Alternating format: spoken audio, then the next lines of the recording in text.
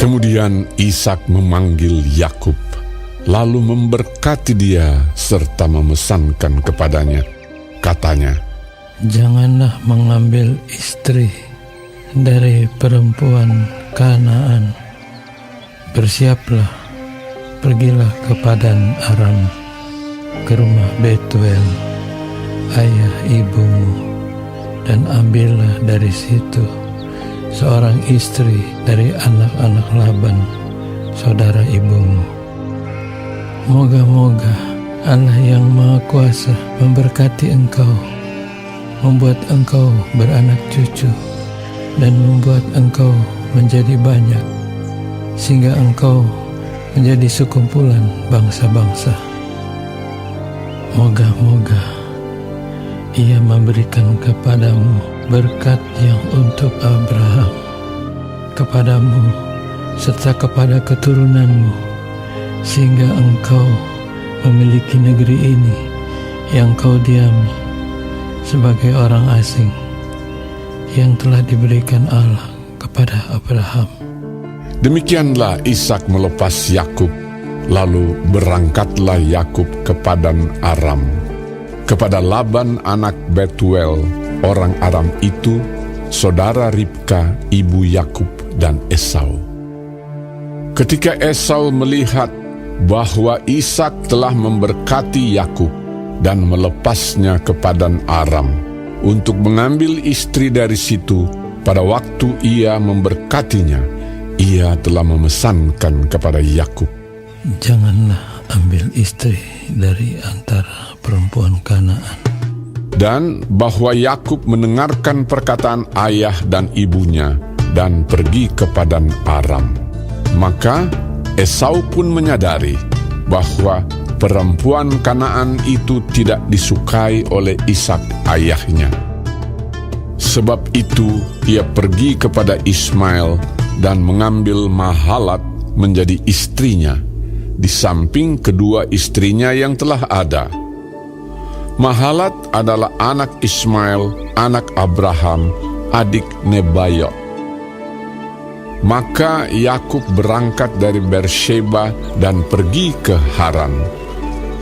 Ia sampai di suatu tempat dan bermalam di situ karena matahari telah terbenam. Ia mengambil sebuah batu yang terletak di tempat itu dan dipakainya sebagai alas kepala, lalu membaringkan dirinya di tempat itu. Maka bermimpilah ia, di bumi ada didirikan sebuah tangga yang ujungnya sampai di langit, dan tampaklah malaikat-malaikat Allah turun naik di tangga itu. Berdirilah Tuhan di sampingnya dan berfirman, "Akulah Tuhan, Allah Abraham nenekmu dan Allah Ishak. Tanah tempat engkau berbaring ini akan kuberikan kepadamu dan kepada keturunanmu.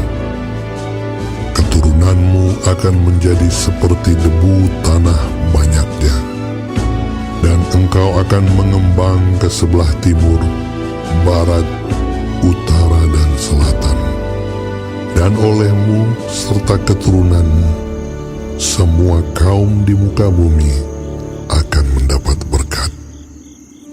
Sesungguhnya aku menyertai engkau, dan aku akan melindungi engkau kemanapun engkau pergi.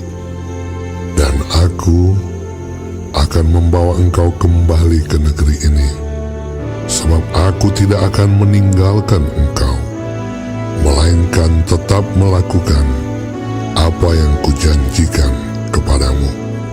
Ketika Yakub bangun dari tidurnya, berkatalah ia, "Sesungguhnya Tuhan ada di tempat ini, dan aku tidak mengetahuinya."